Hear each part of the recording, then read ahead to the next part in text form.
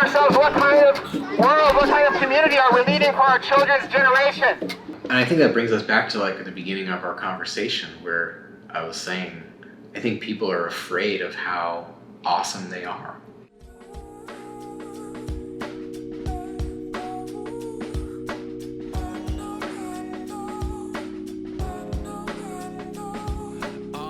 Existential thoughts coming through my mind. They say heaven is a state of mind. Hate is not a friend of mine. If you need a friend, we can spend the time. All right, what's up, everyone? This is Akashic Skies. I'm here with Daniel. He is a mobilizer with Extinction Rebellion. Would you like to introduce yourself? Sure, yeah, that's a pretty good introduction. I'm a farmer in southwest Wisconsin. Father of 5 children, live with my wife on the farm, and I've just been called to join this movement. It's something really beautiful and exciting. Excellent. Yeah, this is my second one, and I must say it's gone really good. Mm-hmm. So what is your job technically, or like as a mobilizer, what is it that you do? Well, my mandate, as they call it, is to start as many Extinction Rebellion chapters as possible, heading up towards next April, when we're going to be occupying the capital, Washington, D.C. Okay, so everything's kind of leading up to that. Right. And also, oh man, so got a little distracted. All right, so also, what is it? What's the message? Like, for those people that don't know what Extinction Rebellion is, what is it? What is it? Where was it founded, and what is the intent? Extinction Rebellion is a movement that originated in the UK, and it sort of came out of the idea that the strategies that we've been using to try and address climate change have not resulted in the meaningful change that we've been hoping for, and that something more radical was called for. A lot of people thought it was crazy to call a movement Extinction Rebellion because you're not supposed to talk about extinction, and you're not really supposed to talk about, you're not supposed to have the gall to say that you're a rebel or a revolutionary. And I think we're in kind of a shifting moment in the history of activism where we're allowing ourselves to be bold, finally. And we're allowing ourselves to step into the role that we're being called to. And I think that a little bit of grandiosity is actually appropriate for this time. I think people have had a hard time really incorporating the grandness of this moment of history, for better or worse. I mean, it's terrifying, but it's also terrifying what we're being called to. And we're being called to be our greatest selves, you know? We're being called to really employ our gifts and to really recognize ourselves as extremely powerful, beautiful, capable, adventuresome beings. And I think that's really our truer nature, and it always has been. But we've been looking away from the crisis that we're in and the scale of the crisis that we're in, partly because we would have to come to terms with our own badassery, I think, for want of a better term. Right.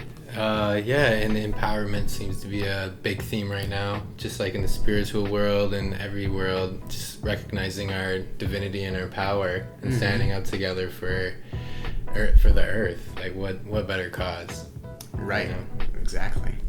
And yeah, it was awesome to see all these beautiful people show up at the park and here. I was surprised to see so many people. Me too. I was really surprised and pleased. I think lacrosse is really popping. It seems like there's a lot of interest in this movement, and a lot of people who are just like a full yes, who don't really need much persuasion, it seems like. Yeah, I agree. I'm excited for the things coming up, for the events. What's the term? The more appropriate term for action. So there's going to be action that occurs. Well, I think we're also we're at a moment where we're kind of moving away from the term protester and protest, and moving more towards terms like protector and action, which, like you're saying, is a more empowered term. Yep. You know, I think when we think of protest, a lot of people feel kind of cynical about protesting, and I was for many years. I mean, I was resistant to being an activist for a long time because I thought it was kind of a fool's game. You know, it's like, well, what are you going to do? Like, hold some signs and do some chants and stand outside the building and then go home. And what do you really think you're accomplishing? Yeah. And it's almost like, you know, that kind of action, well, that kind of protest, that kind of model is really kind of playing into the power structures that we're trying to defeat or overcome, because it gives people an outlet for their rage and their desire for change that really fits into the system. You know, there's a place for that in the system, and I have some background in community rights, and in the community rights movement, what they call that is the box of allowable action. And I remember going to a protest for when Scott Walker was visiting a local creamery in my town. And we were standing across the road because we weren't allowed near the creamery where Scott Walker was. And the sheriff just kept saying, okay, move a little bit farther down. Right. Just keep going down. And we kept listening to him, and we would, because we're polite Midwesterners, we don't really want to create a fuss. We're just trying to have our voices heard. But it was very funny because we wound up just like, you know, several hundred yards away from the place. Yeah. So it's like, as long as you're cooperating with the authorities, that's not an authentic form of resistance. Exactly. That's what I was thinking. Kind of like, if you are following all the rules, then you're allowing the status quo to kind of play out. That's the point of the action, is to kind of resist the powers in place and try to make an actual change. Yeah, and in some ways it almost plays into the hand of the people you're protesting, because, you know, they love to say like, hey, this is a democracy. You know, like, you can have free speech. Look at these people. They're expressing themselves. They're doing a great job.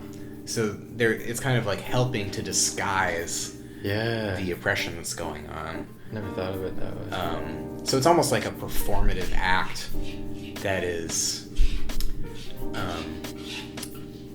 you know, it fulfills several roles. And one way I've also talked about it is that activists in past decades have engaged in a kind of ritualized failure.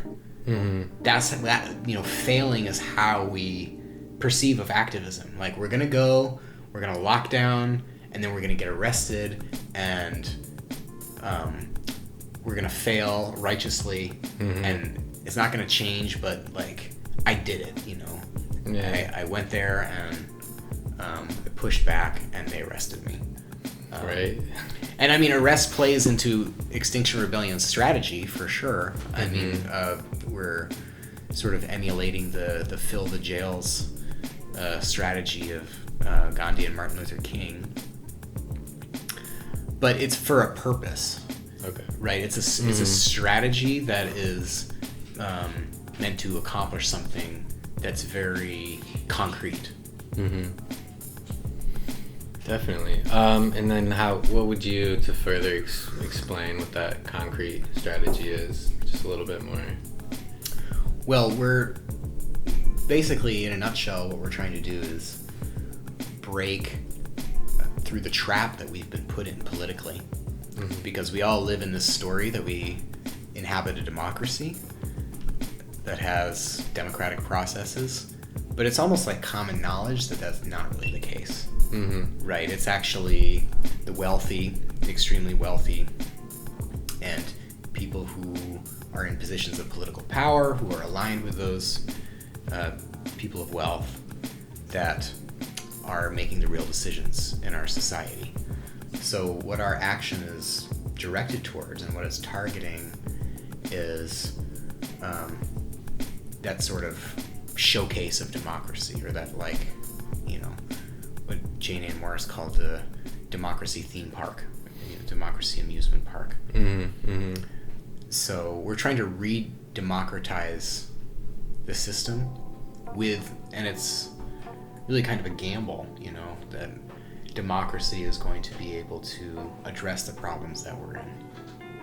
And so the form that we're aiming for is the Citizens' Assembly, which would be a body of actual citizens selected at random, representation of our population, that would actually be deliberating in order to solve problems, in the great tradition of believing that regular American people are actually decent problem solvers, and have an interest in saving their own asses, and can get together and figure out the massive changes that we need in our society if we want to survive. And would that exist within people within the chapters? It would be selected somehow, or how would No. I mean, it's more just the whole population. It's Okay. not coming out of Extinction Rebellion, although we are using sort of the sortition process, that same thing within Extinction Rebellion, to govern our own self within the organization. So that's a good question. But no, I mean, I think a big problem with revolutionary movements of the past is that they put themselves in charge the day after, right? Like they're seeking to replace the power, and that always winds up getting corrupted. And one movement that I really have always admired, and I think Extinction Rebellion has a lot in common with, is the Zapatista movement from Chiapas, Mexico. And the Zapatistas, their position was, we're not seeking political power. We are trying to grow cultural power, because a real just politics always is founded upon a robust cultural power. So, yeah, and that kind of goes back to the idea of the regenerative culture and things like that. Like, we need to have a democratic culture if we're going to have a democratic politics. And that involves just basically caring about each other. Like what Cornel West said, that justice is just love in public, public love, and care institutionalized, I guess. Right. So yeah, I don't remember your question, but what was it? It was basically, how would people be elected and stuff like that. Right. I pretty much covered it. And it's just creating a culture, a lifestyle, basically, a way of life that encompasses just the kind of the collective good, the good for the world, the good for the most people, like utility possible. Yeah. It sounds like. Something else that Zapatista said is, we're not trying to tell anybody what to do. There's going to be 1,000 different ways that justice can be embodied. So we're not trying to impose this, like the Bolsheviks, for example, came to power and they said, this is the way it is, and if you don't like it, then we're going to shoot you, or we'll figure out how to get you to do it the way we want you to do it, and there's one right way to do it. And that kind of is typical of the really kind of top-down hierarchical approach that's been so destructive in the 20th century. I mean, people are really suspicious of revolutionary politics, and for good reason, because a lot of terrible violence has happened as a result of it. But here we are at the end of history, and the choices are revolution or death. So it's a moment when we're having to reckon with the historical tradition of revolution, and it's kind of slamming us in the face. It's like, I know we all don't like this, I know we all like to make fun of it, I know we all think we're better than this, but we think we're beyond this, and this is something that happened in the past. But really, the revolutionary foundation of any fair society, I don't think it really goes away. Because power always consolidates power, and it's almost like political systems have an expiration date. It's like they maybe exist for a while in this young, robust, fair way, but after a while corruption starts to seep in and it starts to get a little rusty around the hinges, and before you know it, the political system is no longer serving the needs of the people, it's serving its own needs. Okay. Or the needs of the powerful. What are some safeguards you think that could be put in place to prevent that from happening? Like, to make this not end up being that? Well, the first one is just what we're talking about, that, Extinction Rebellion is not meant to be the answer. Okay. It's a very specific tool that's meant to be used and then composted. Right? Like, if we're not trying to gain power, we're trying to give power to the people. Recognize the power that's already there, right, in all of us. Okay. And then another safeguard against that is the decentralized movement, which is something that's kind of been in development for a while in a real scientific way, but of course it goes way back. It goes back to anarchist traditions and things like that. And the real question with that is that, the hierarchical structure with, few at the top and people following instructions from the few who make those decisions, it's really good at getting shit done. That's why we as activists have such a hard time beating corporations, because they have hierarchical structure and they have money, and they just pay people to do what they want them to do. So it doesn't lead to just solutions, because it's got this problem that we're talking about where the people at the top are serving the people at the top. And privilege, the privilege of being at the top, that creates corruption. I heard this one study that was saying that, if you create a situation socially where one person has more power, even if you're just playing a game and you're saying, okay, we're going to give this person 100 Monopoly dollars and you $1 Monopoly dollar, and like work the situation out. People have less capacity for empathy and caring when they're in a position of privilege. It's not really that they're bad people, but that being in that role makes them act badly. And it makes sense too. And you see this everywhere, that like the most generous people you meet are poor people. Why is that? Yeah. And what the reason that this study is saying is that when you have power, you feel like you don't need people. Yeah. So you're like, I don't need you. Why do I need to, like, I don't care what you think about me. So people are more likely to cheat and steal when they have a lot. Yeah. Which is really weird. So, this is the problem with our hierarchical societies, that, like, the ones on the top, the super wealthy, people who are in positions of privilege politically, they don't care. And it gets maniacal and psychotic. Yeah. So, I guess, that's saying that the people at the top, like, it's a given that that's how it's going to be with people. So, like, you're not saying that eventually we'll kind of all be, like, have equal amount of resources, equal amount of power.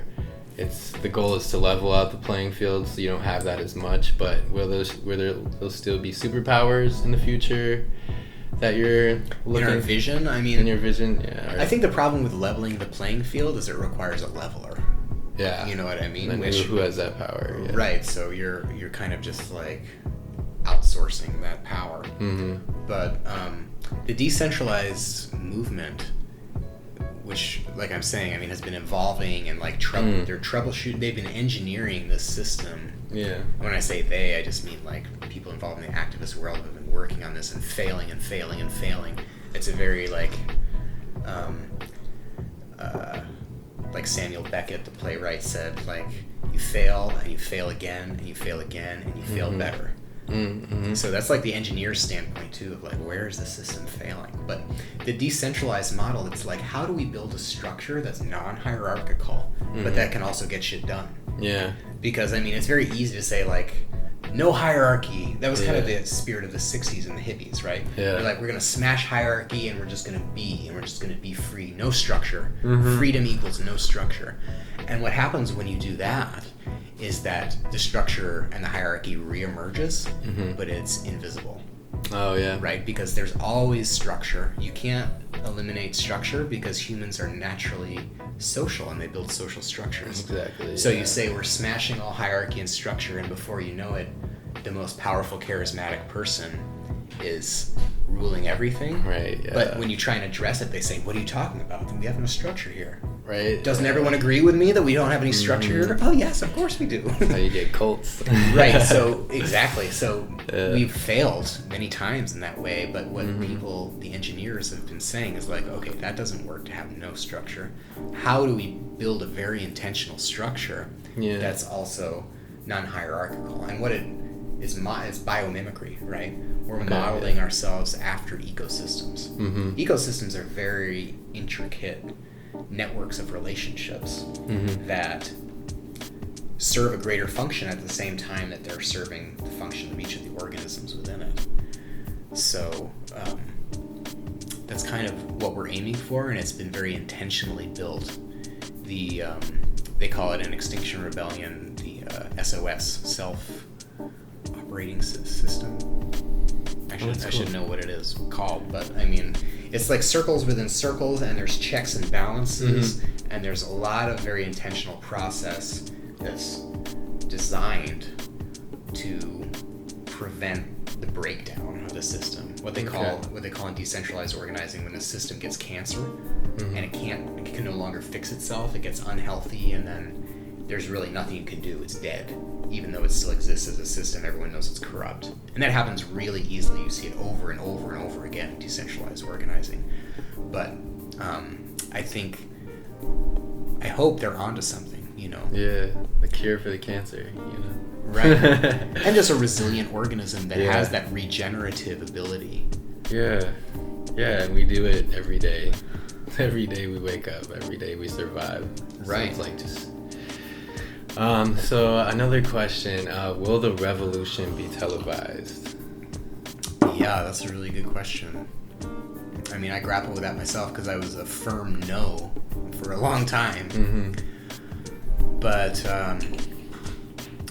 I'm starting to develop a more complex relationship with the television, I guess, metaphorically speaking. I mean, we are so interconnected electronically, and it's absorbing more and more of our world, and you can see so many negative consequences come out of that. At the same time, I feel like the yin inside that yang is the interconnection is almost like what the Buddhists were talking about, of like Indira's net, of like everything being connected. It's like we're becoming more and more like memes can take over the whole world in a day. You know, and it's like that can be really unhealthy and like kind of monopolistic and like monoculture, and like I really don't like aspects of it, but at the same time it provides this like amazing opportunity for power of like we need to change everything right now if we're going to survive. So maybe this network, this electronic giant buzzing electron that we're all being sucked into, maybe it's here for a purpose. Yeah. And that's kind of the intuition I got recently. I mean, getting back into the world of the electron through Extinction Rebellion, I almost had an intuition that it's like this thing that I've been resisting and kind of hating for so long. Maybe it's just like gonna do something really beautiful and wink at me and then disappear forever. You know, and just vanish and be like, I know you hated me, but I'm gonna like help you transform the world, and then I'll be gone. Yeah. You know? And it's almost like, maybe this is the time when the gates are all open. Yeah. We have access to all knowledge of past history in every culture in the world. And everything's like melding and morphing and everything. And then maybe the gates will be shut. And it's like, you know, you had the time so to, much opportunity, blank slate, to interbreed all of these cultures and ideas, Yeah. and now go back, and it's almost like an in-breath, out-breath kind of thing of like, now you've been inoculated with everything from history and across the world. Now go and create the diversity of culture that allowed for, you know, the evolution of diversity. Because right now we're moving more and more towards like monoculture, monotony. Yeah. But that's just like the way of the universe, right? It's like Yeah. the one and the many, the plural and the one. So Separate and then go back into one. It's like the Earth is expanding, but then when it maybe recollapses onto itself back into oneness. That's what I was thinking about the internet. It kind of reminded me of like maybe how early people viewed the spirit world. It's like it just kind of existed within our lifetime, and then we weren't taught how to be shamans to navigate it. We weren't taught like etiquette of like how to navigate this digital invisible world that like you said holds all of the information from the past, present, future, stuff like that, and has all these algorithms, and we're just kind of aimlessly on it. And just like in the spirit world, there's good and bad spirits, there's high vibration, low vibration, and Right. as you go ascend into that world, you have to be prepared, you have to be trained, hopefully by people that have done it before you. Whereas Right. like in the internet, it's just the Wild West in the beginning. Like a lot of people just didn't even know about it in the first place, and so as kids we're just on it looking at the most random stuff when there's an abundance of really good information and really good stuff, but our nature just kind of gravitates us towards, we just have these memes. I know about advertisements just from a meme. When someone's talking about an ad, I didn't even know it was associated. So it's like you're Right. getting bombarded from a young age and not even knowing what is it, Riley's Auto Parts? Yeah, we all knew the O'Reilly's Auto Parts because, the radio, just the interconnectedness. And when you have large actors, like large corporations on there, they have so much pull. And just like any large entity would have in this invisible world that can, like you said, it's a network, it's a web that connects us all. And as we become more integrated with technology, like our phones, we basically become interconnected with each other. But also the corporations, we're interconnected like with strong webs straight to entities that aren't even actually human. And so that's like, we're really susceptible. And that's where I even took a media literacy course in college, and it was one course, whereas like hopefully kids nowadays are getting that kind of like a spiritual guide of how to like navigate the internet and not let it basically navigate you and control you. Use it as a tool. But there's so much just YouTube and blind consumption. A lot of spiritual teachers and stuff I'm following now is basically talking about create like 80% and only consume 20%, and have that stuff you're consuming be something that's teaching you or helping you grow, instead of mindlessly scrolling of people's like the way that they're projecting their best life, and all these people that kind of make you just overanalyze yourself and compare, and try to use it for the good. But it's hard. I've definitely become a product myself, even knowing, like having the media literacy and having it since a young age. The internet there's deep programming I'm working on, trying to like deprogram and change and not resort back to, because I also like deactivated social media and stuff, and now it's like with this movement I'm getting more inclined to start them like back up to be connected. And then it's like that fine line, someone says, hey, look at this, and the next thing I'm looking at like cars drifting, or like I'm looking at, and I don't even know what I went on there to look at, this like positive movement. And that's where some of these platforms maybe should help people like align with things that are more fulfilling than just distracting you. Because what they want is our attention. They want us to be on there as long as possible, and they want to throw us off, keep us distracted, so that we're going over all these ads, and that's how they build the revenue. It's like these companies, it's like the more time you spend on the ads and the more ads you cover, the more money these platforms get from companies. So it's like, how do we create a direct access to our activist page or the spiritual teacher we want to listen to, instead of like getting lost in the mix? That's another thing, is maybe creating a platform that's more devoted to that.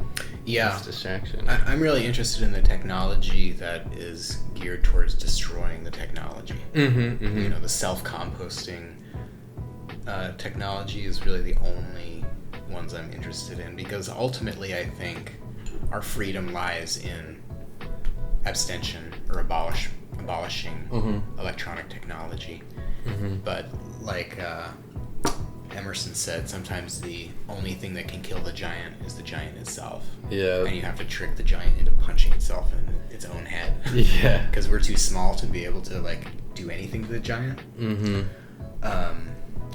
But yeah, I mean, I think a big negative consequences of like people living mostly in the electronic world is that it results in apathy towards the natural world. Because like, why do I care about trees and shit? Because like, right, this is my life. Yeah. And you see people just walking around like not in the physical real world. You know, that I think the transhumanists are kind of like, you know, the biological world is obsolete. And who cares if climate change, if, you know, mass extinction results in mass death of the biological form? That's just the old form that we're shedding so that we can go to be the new thing of totally electronic. And to me, I can't really put my finger on why that's evil, because I mean, it's valid, I guess. I mean, let's not be sentimental about forms, but for me, I think it's hubris ultimately that we can create something more beautiful than what God already created. And I just don't think that like biological humans in the biological world, I don't think that game has played itself out yet. I think there's a lot more beauty and a lot more fun to be had in this realm of like physical bodies and cats and trees and stuff. You know, like we haven't even scratched the surface of how cool that could be. Exactly. And I think that's what we will lose, is form and then emotion potentially. And that's the interesting thing right now with the ascension onto the different dimensions and things like that. And does that ascension include being, you know, in the technological field of just consciousness? But when I think of like artificial intelligence, I think of programs. I don't think of like this ethereal like form and entities that have these like kind of deeper meanings. And I don't know what it is, like you said, that seems evil, inherently evil about moving into technology or a substrate, like being in a hard drive and being in a simulation.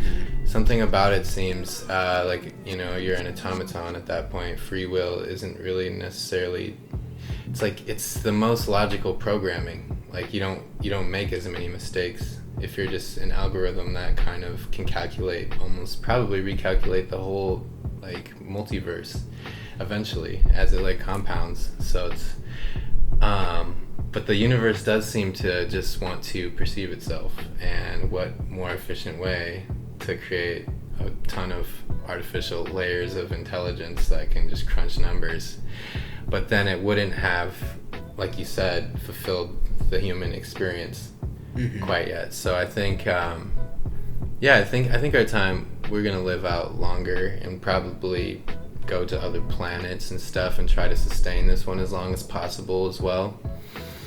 But yeah, it's interesting to see this integration into technology, because the technology is kind of part of what will have to help save us, you know, in a way. But maybe I'm curious what Ghandi would say about it. You know, I mean, I'm a big admirer of him, and I think he was really into renunciation. You know, I mean, his motto was renounce and rejoice, and that's kind of how I feel too. Is like, do we really need this shit? Right. Like, what do we need to? What is happiness? You know, I think we were kind of on this like journey of self-discovery where we're getting really lost. Like we're really lost right now, and we don't even know what home would look like. Yeah. Because we left home.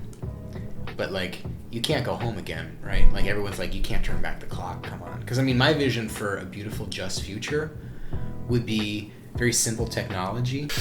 I think for me, the most important point is like, I really feel like humanity is being guided towards a lesson here. Mm-hmm. And you can come at it from a bunch of different angles, like economics or agriculture or, climate change, or kind of like human culture and entertainment. And for me, it's like it's all so obvious. I don't know, and it seems like it's ideology and story that are deluding people or like blinding people from seeing what's right in front of our eyes. That like happiness is right here to be had in very simple things. Mm-hmm, mm-hmm. We don't need more and more technology and more like to satisfy us and like faster modes of consumerism. Yeah.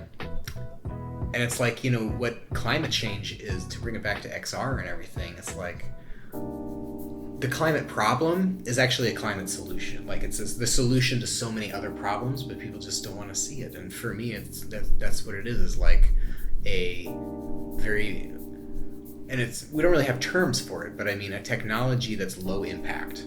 Mm-hmm. That could be very sophisticated, mm-hmm. but like non-electronic, non-fossil fuel technology. Yeah.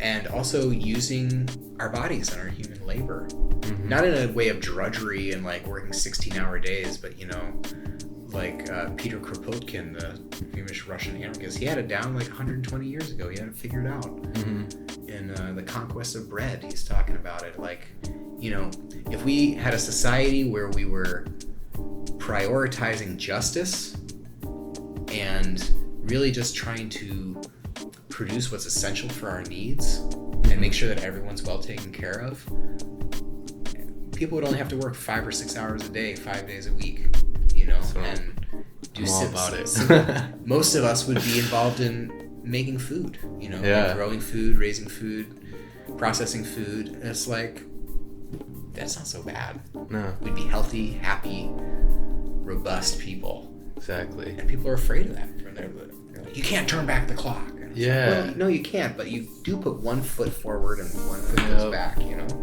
Yeah. Like history is a spiral. It's Yeah. not just like... Yeah, it's not linear. And our dopamine, our demand for, like you said, stimulus, entertainment, fast access, it's like that's the change that I think a lot of people is resisting. Like, I want more and more, and the anticipation that there's going to be a new phone out or a new this or that, and it's like people don't want to give that up. Like you said, the entertainment, and that's wild. There's so much more fulfilling entertainment that is like slow and like passionate and emotional and shows connection and love, And I think that brings us back to like at the beginning of our conversation where I was saying I think people are afraid of how awesome they are. Yeah, they are. Yeah. It's like we're not that small. We're not just like consumers. Mm-hmm. People are resistant to the idea that we're something far more beautiful. Yeah. And I think that's what a lot of consumerism is removing you from that, so you have to get it externally. Making you think you're small and helpless and you need this thing. So all you people out there, you are all beautiful, divine, brilliant beings. There's love all around you. Happiness it's inside of you. Try your best to find it. Thank you for, coming on here and speaking, and thanks for spreading your message to the world. I appreciate it. Yeah, thank you. Bring it in here. It's awesome. Yeah, it's Appreciate you. This is really it's a message of love and connection and however you want to put it, just the greater good for all beings everywhere. Like, that's what this is. Like, there's not much you can do to like deny that. Like, if you wanna help out your neighbor in the earth, that's what this is about. Mm-hmm. And yeah, if what's anyway that you said, people can help by doing your thing, but ultimately, like you said, it's the congregating, gathering together, and decentralizing that needs to happen. So I'll make sure that there's a link somewhere around here if you would like to join, contribute, add in any way possible. You can find us on the electronic world, Yeah. xramerica.org. But really, like, you know, it's in the air, you know? Yeah. Talk to your friends, talk to your neighbors, say, hey, what the fuck are we gonna do? Right. You know, like, let's get real here. Like, we're not gonna go down like this. Exactly. Let's do something beautiful. Or if we are gonna go down, let's do something beautiful. Let's go down beautifully. Exactly. You know? Yeah. And yeah, I mean, what do you want to reflect on, you know, 10, 20 years from now? Like, to stand for something amazing, you know, or to kind of just go through the daily grind, you know, let it all kind of go by and run its course. Be active, you know. So health, happiness, and abundance. Thank you all for watching. Peace. Peace.